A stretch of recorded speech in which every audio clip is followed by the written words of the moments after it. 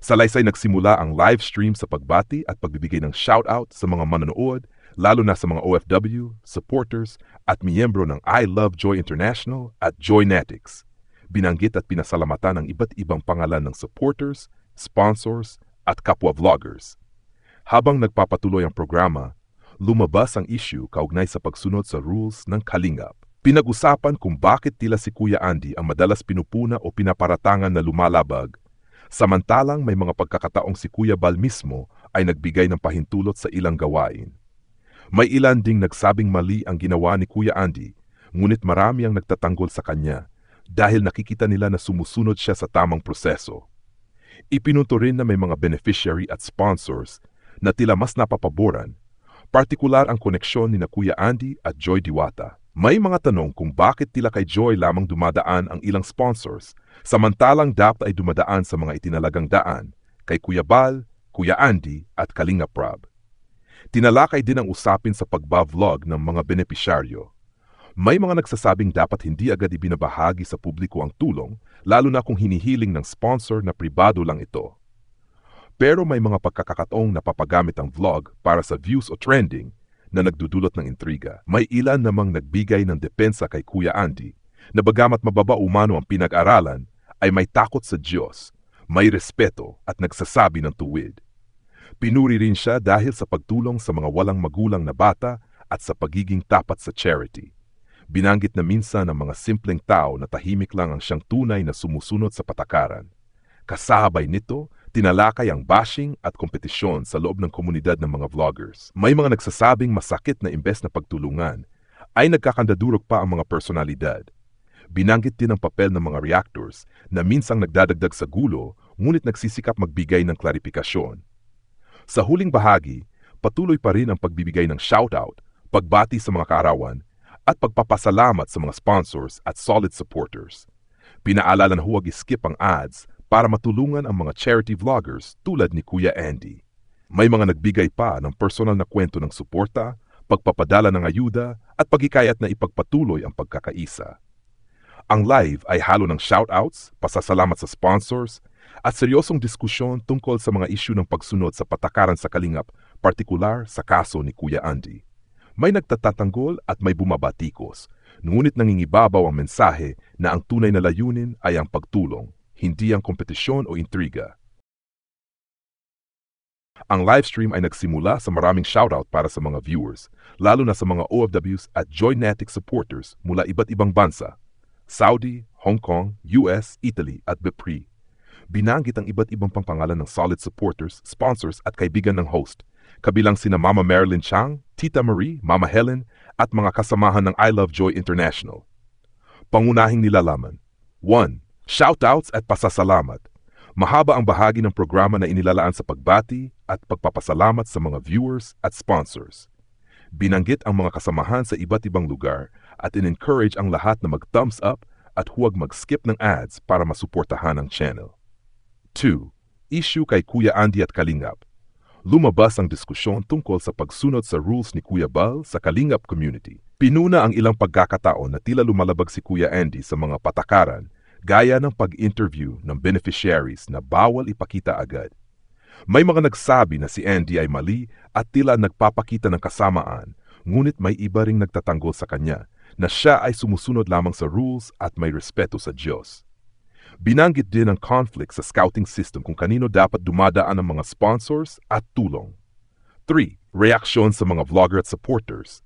Nabanggit si Joy Diwata at ang kanyang supporters, Joynetics, Joy Solid.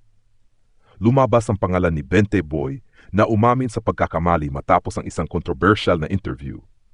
May mga nagsabi na si Andy ay mabuting tao, may malasakit at tunay na charity vlogger na hindi lang nakatuon sa views. 4. Mga puna at pagsusuri.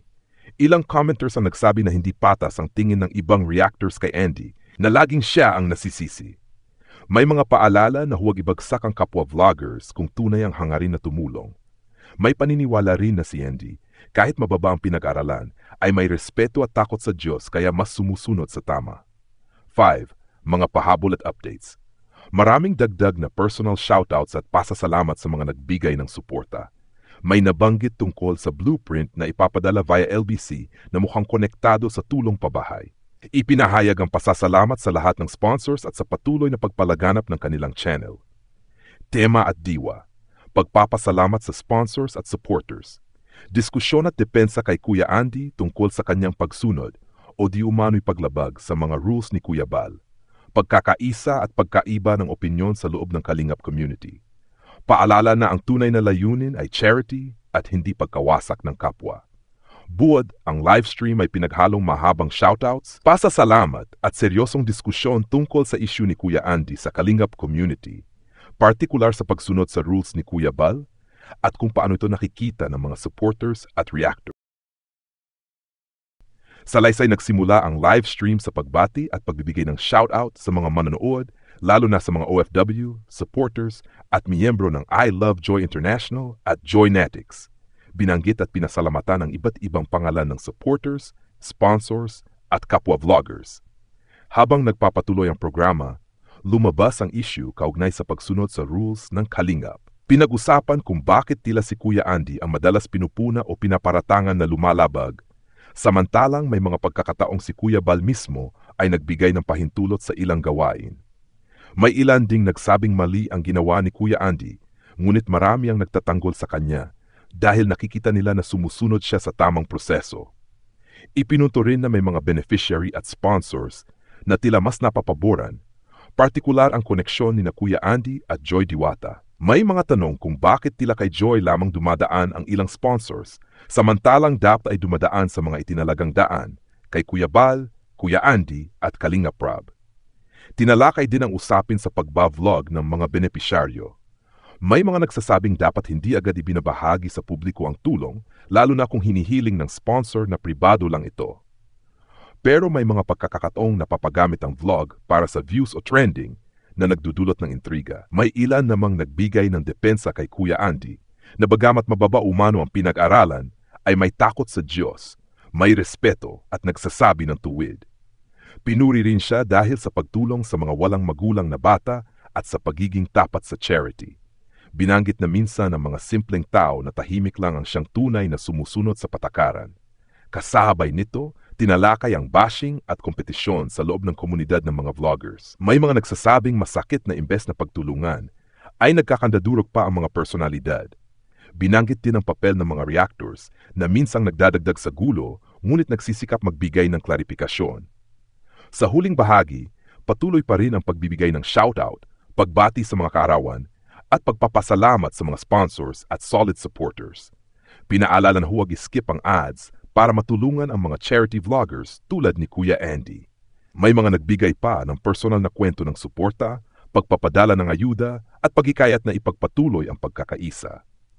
Ang live ay halo ng shoutouts, pasasalamat sa sponsors, at seryosong diskusyon tungkol sa mga isyu ng pagsunod sa patakaran sa Kalingap, partikular sa kaso ni Kuya Andy.